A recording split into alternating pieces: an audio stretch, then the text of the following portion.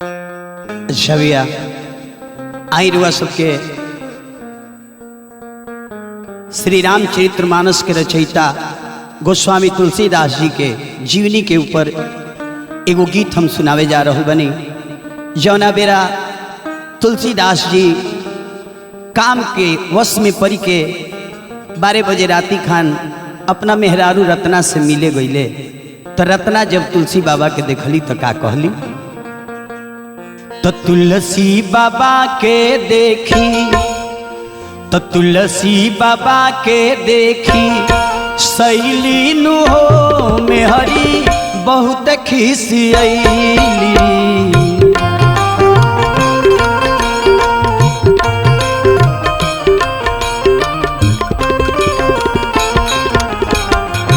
तुलसी बाबा के देखी सैली नु हो मेहरी बहुत खिसियली।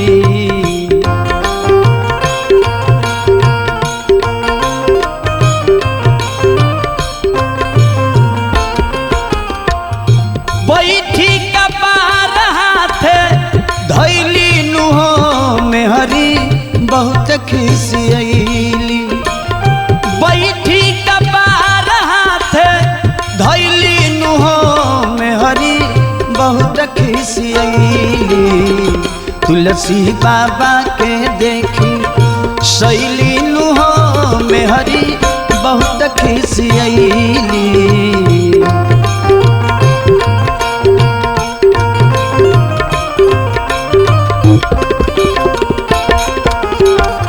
तुलसी बाबा के देखी सैली नु हो मेहरी बहुत खिसियली।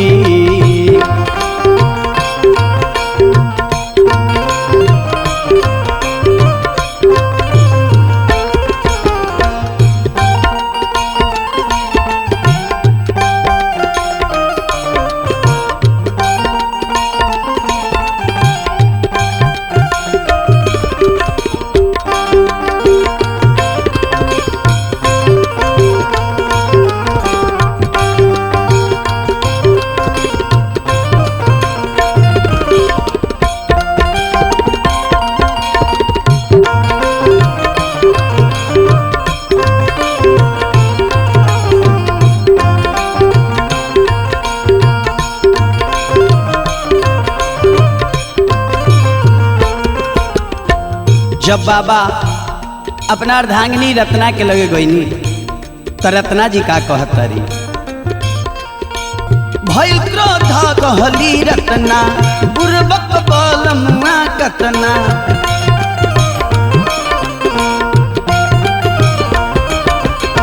रखला सोहरी के सब निज कर्म रहे जतना।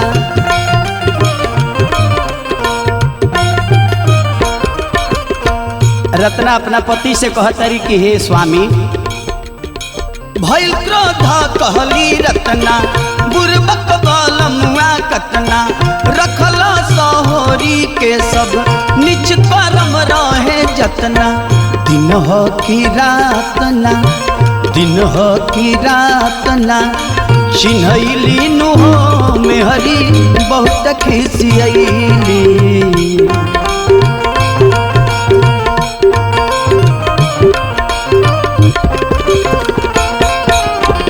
तुलसी बाबा के देखी सैली नु हो मेहरी बहुत खिसियली।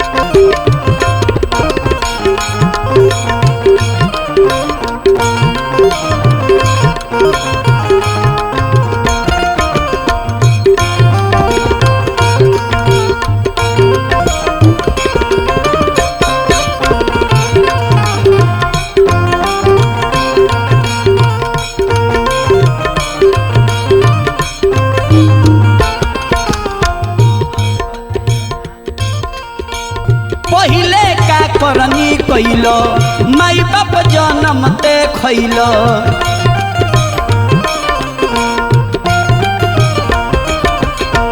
कतना दुआरी पर से तू तो दूर दूरावल गइलो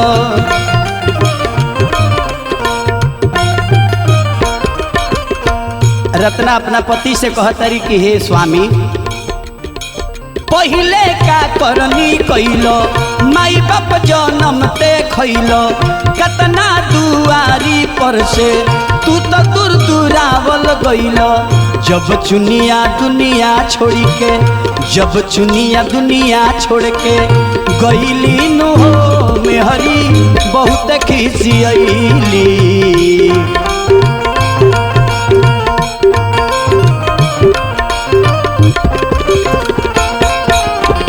तुलसी बाबा के देखी सैली नु हो मेहरी बहुत खिसियली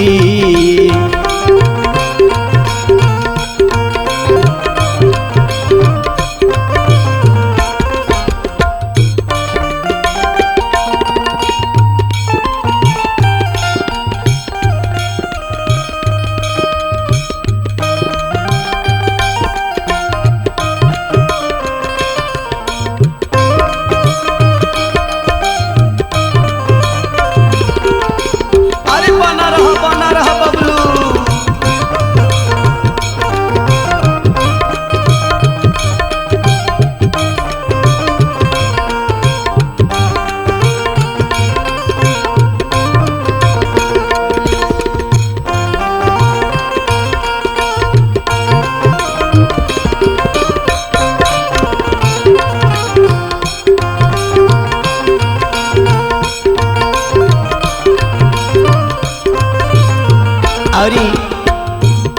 तुलसीदास जी के धर्म पत्नी रत्ना कहतरी कि आज नैहर के लोग जानी कि 12 बजे राती खाना आइल बानी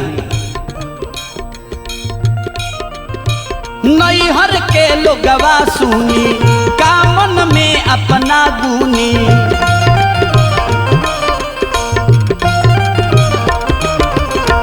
दिन बंधु पाठक खूबे लैले दामाद चुनी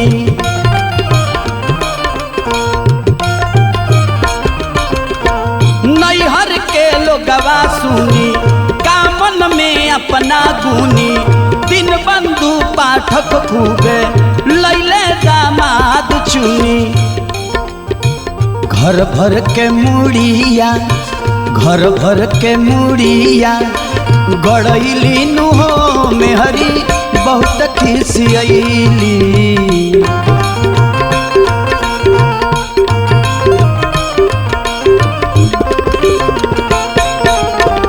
तुलसी बाबा के देखी शैली नो मेहरी बहुत खिसियली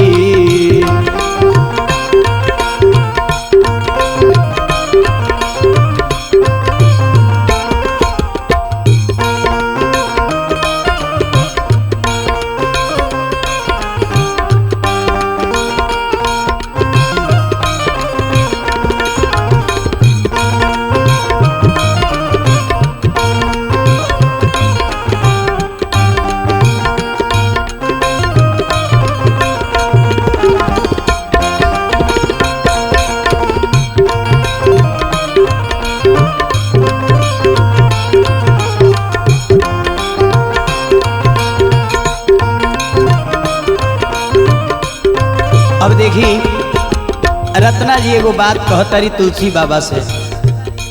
देखी एक एक बतिया तुलसी जी के तुलसीदास बना दहलस। राजू दिलीप ऐसन प्रेम करी तो रघुबर से सेम।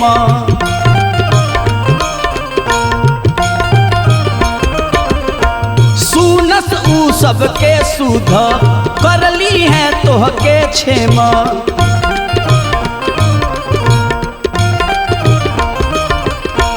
राजू दिलीप ऐसन प्रेम करी तो रघुबर से सेम। सुनस ऊ सबके सुध कर दी है तोहके क्षेम। खोली दिहली ज्ञान वाला, खोली दिहली ज्ञान वाला थैली नु हो मेहरी बहुत खिसियली। तुलसी बाबा के देखी सैली नु हो मेहरी बहुत खिसियली।